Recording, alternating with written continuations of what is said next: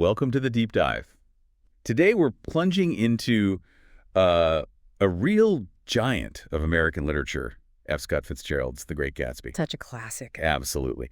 And our mission for you, our listener, is to sort of unpack a recent review of this novel.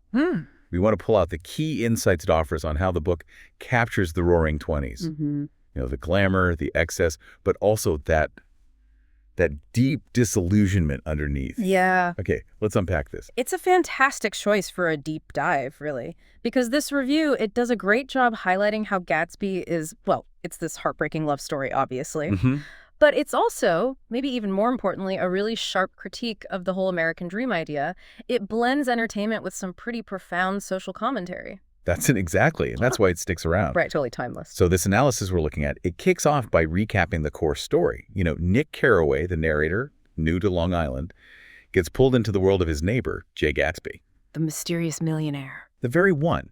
And the review highlights how Gatsby's huge famous parties aren't just parties, they're all part of this elaborate plan. This single-minded obsession, really, to win back Daisy Buchanan, Nick's cousin, even though she's married to, well, Tom Buchanan. Who's not exactly a great guy. Not at all. But what the review really digs into is how Gatsby's version of Daisy, this perfect ideal he's built up, Yeah, this fantasy. it just crashes head on with reality. Right. And that collision leads straight to, betrayal, violence, and just tragedy. And what's fascinating, I think, is how the review then uses that plot to explore these big themes, but in a way that feels really current, like the American dream. Right. The review points out, Gatsby's the self-made man, rags to riches. But crucially, it argues his dream gets totally twisted. It's corrupted by chasing money, sure, but also by being stuck in the past. Interesting. So it's not just about money not buying happiness. Exactly. This review suggests it's more like wealth becomes this gilded cage. It stops him from actually moving forward, from reinventing himself in a meaningful way. Okay, yeah, I see that. And that connects straight into the review's take on wealth and class, doesn't it? It really does. It goes beyond just saying there's old money and new money. It dissects that divide, Time and Daisy's inherited status versus Gatsby's flashy earned wealth. And it really exposes the kind of the snobbery and the superficiality of it all. Definitely. It highlights how Gatsby, for all his millions, is fundamentally an outsider. He's never really let into that established East Egg circle. Despite throwing the best parties. That's right. Then there's love and idealism.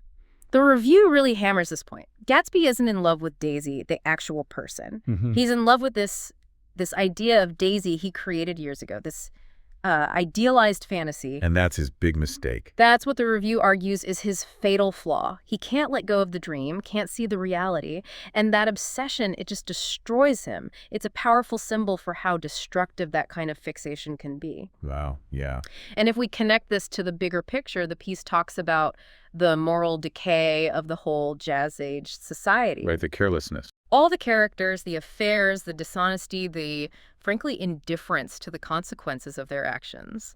The review presents this as mirroring a deeper moral void hiding just beneath all that roaring '20s glitter. What did you think about that part?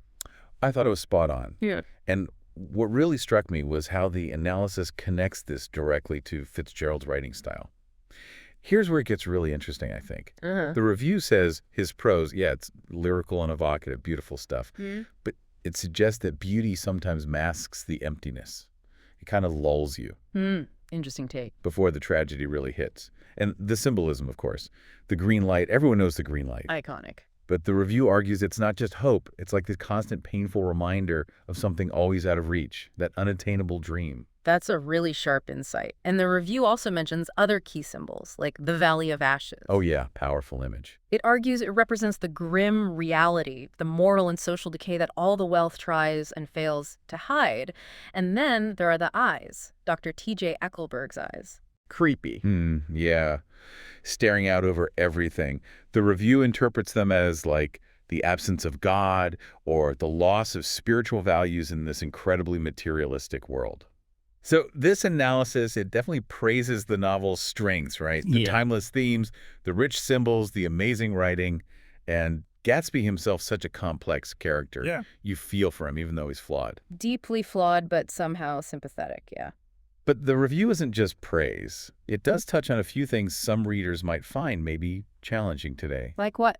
Well, perhaps Daisy's passivity. She doesn't seem to do much, does she? Some might find that frustrating. Or Tom Buchanan being just so awful, almost cartoonishly brutish. Yeah, he's pretty one-note unpleasant. The review kind of suggests these aspects, while probably intentional by Fitzgerald, might feel a bit less nuanced to some modern readers. That's fair. But even with those points, the analysis concludes pretty firmly that this is just a profound, beautifully written novel. A timeless classic, no question. Absolutely. It still resonates so strongly. So what does this all mean for us, really? I think this deep dive into the review just confirms it.